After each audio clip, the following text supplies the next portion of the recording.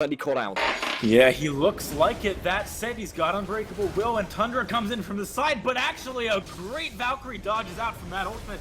Tundra doesn't have that available anymore, and the rest of Infused trying to rotate in here. Alfari, he's teleporting the back, goes on to Zivis.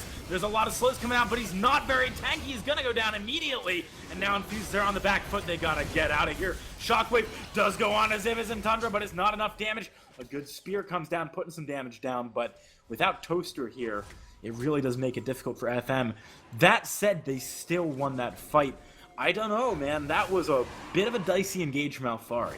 Yeah, it was. I mean, initially we said at the beginning that I was worried about Zivis and how well he's going to be able to deal with Alfari, but Alfari was just kind of left on his own. Alfari wasn't able to draw anyone else away. Meanwhile, Toaster pops on the hunt. Here we come. Wisdom comes in. The smite does go down from Memento, and Toaster's taking a lot of damage. He goes down. Wisdom as well is taken out and Infused, picking up a quick 2 kills, turning that fight back in their favor. They got the Dragon as well. Very nicely played by Team Infused off the back of losing a member. Questionable why they decided to go for that engage. They could see that Zivis was out of position, didn't have his ultimate. Tundra out of position, didn't have his ultimate. There was no need for FM to really force a fight there. They could have just given away. It's only the second Drake for them and the first Drake for Infused, so they could have given that away, but in the end, they ended up just giving away 2 free kills, and believe it or not, Infused actually have the gold lead, and that's very impressive considering they're actually down in towers, and they're actually a bit behind in CS on some of the lanes, so definitely an impressive performance from Infused, holding their own in this game, even though it feels somewhat like FM are actually dictating the pace. I think the big thing here is that the mix and the composition on the side of FM are doing more at the moment. It really is going to require a bit of a later game state where Alfari is just a monster juggernaut before I think Infused are going to look like they're ahead, even if they kind of are already. It would be great if Infused could take this bottom lane tower soon, though, and that's what they're clearly putting their efforts into at the moment, rotating Poke down to the bot lane as well as Alfari. That is a good slow onto Wisdom. Look at the damage. This could easily be a tower for Infused. Yeah, it could definitely be with the armor shred coming out from Polk, and as you mentioned earlier, the Trinity Force completed, and he's heading towards that Blade of the Ruin King. He's definitely doing a lot of damage, and obviously Wisdom has no defensive stats, so he's going to take a ridiculous amount of damage when that ultimate is on cooldown, so that's going to give them the final outer tower for Infused. Again, the gold lead still stays fairly similar, but still nice advantage picked up for Infused there, but the thing that I was going to mention earlier is that while I was worried for Zivis, fortunately for him, he's the one that pretty much has all of FM's gold right now. He has all the kills, he has his death cap completed, he has the Mark II on his Hex Core, which means that he's going to get the speed boost when he uses his Q, and not only that, he's going to have a ridiculous amount of damage, so it doesn't matter if Alfari's on his face if he's got no magic resist, and if he's got no magic resist, then Zivis will just kill him, he'll just pop him off, and you could see how much damage Zivis was doing to him in that last fight, and as long as he has a bit of support helping him out, then it shouldn't be that much of an issue to be able to keep him alive during these team fights. But Ghost is coming up for Alfari, and we'll have to see whether or not Alfari can play the team fight better to be able to pick up that massive threat that is Zivis. You know, this is actually interesting. This is something I've seen on an Olaf before. I think maybe Alfari is doing it. Picking up that Catalyst, I wonder if he's... Oh yeah, he has gone for that Righteous Glory. Really strong item on a champion like Olaf who just wants to go fast onto your face. That said, he's still quite squishy. Do you think that's the best item he could have picked up? I can understand his rationale because it's not just for him, it's for his entire team. And by having Righteous Glory available, it means that his whole team, it makes it easier for his team to follow up on his engages. But unfortunately, they don't really have the strongest team fight composition.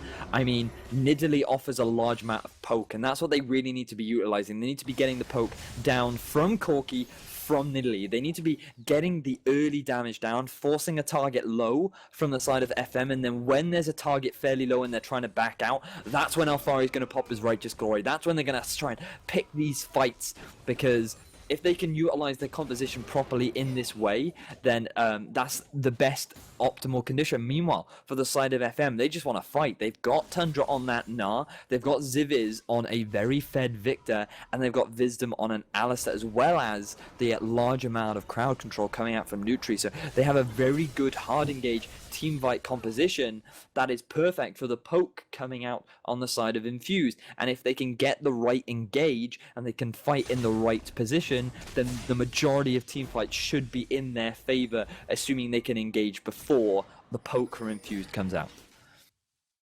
And that is really the big question, like you're saying, you know, where is that poke going to happen is what I want to know. Because at the moment, there's no real objectives that Infused can go to and then poke around. You know, there's no Baron Dance happening at the moment. There's no outer towers where they can easily retreat from. If Infused want to go for poke, they pretty much got to go for an inner tower, and that's a big commitment. You got to put yourself at risk to do that. I'm not sure they're strong enough yet that they can do that.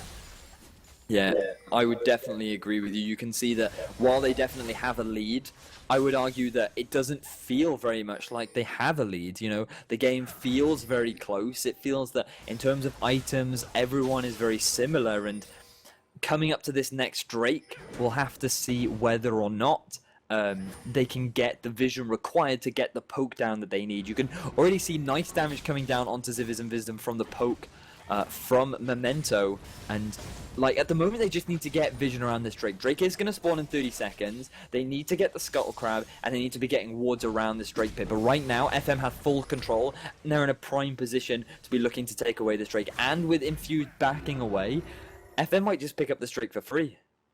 I gotta be honest, it surprises me the way that Infused are moving at the moment. They completely forgave any opportunity to move down into the bottom river.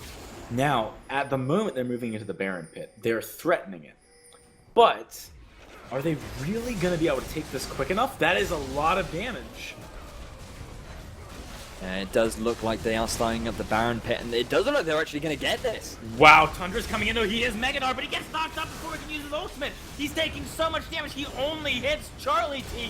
What is going on? Alfari, he's in the back line, keeping everyone off, but there is a great flank coming in from Poke. Shockwave only onto Nutri. Can Charlie T get out of there? No. Even with Flash, he can't, but Memento is now on the backline. Toaster, he goes down to Poke, and Infused. What a call to go for the Baron. Triple kill on Poke. Can he get the Quadra, or one of his teammates steal it away? No, that is the Quadra for Poke. What just happened? That just came from out of nowhere. Well, they recognized that the Baron was they recognized that the Drake was about to spawn. They realized that FM had superior vision, and believe it or not, they gave that superior vision away to FM. It made them feel like they could just go and take this Drake for free, but that meant that Infused immediately fought ahead and felt, right, while you're on Dragon, we're gonna take the Baron, and with an Olaf, with a Corki, they can still do it relatively quickly. And you have to remember that Nidalee gives a decent attack speed boost to whoever she heals, so they're going to be throwing a lot more DPS, and they quickly take the Baron. Tundra's the first one to arrive, but his team is so far away, and the very good disengage coming out from Infused mean that he can only lock up Charlie T, and Charlie T actually manages to kill him out pretty much 1v1. He does get a bit of assistance, but the moment Tundra's down, that front line is gone. I mean, Nutri is still fairly tanky, and FM do manage to pick up 2 kills, but with the ace now in favor of Infused and the Baron buff on top of that, FM are definitely in a good position to start really utilizing this poke composition. And Infused even got the Dragon because of the point at which FM realized what was going on, the ruse that Infused were trying to pull over their eyes. Really could not have gone better for Infused unless no one died, and you know, I don't think they mind too much, to be honest. Now, with a good siege on the bottom lane and 3 members of FM just messing about in the top side of the map, you know, there's no contest here. Infused are just steamrolling.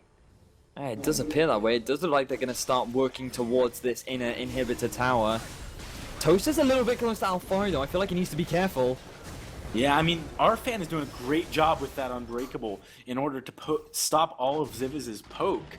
And Tundra, he's about to lose Meganar. This is really, really bad. He won't have it up by the time that Infused get in for a second attempt at dealing damage to the tower. Yeah, and one thing I want to note is Alfari actually only has 135 armor, and considering he only has that small amount of armor, he is so incredibly tanky right now, and you can see that just barely anyone is doing any damage to him, and now they're very close to taking the first inhibitor tower of the game, and this is exactly where the poke is fantastic. You can see the poke coming out from Polk, the poke coming out from Memento, and they just can't hard engage onto this Baroned up team. They feel that they're too weak. Now all of the momentum is in Infused's favor. It's definitely this swing, this feeling of momentum has swung all of a sudden in Infused's favor, and now they're looking to take this in tower. And I think they've got the potential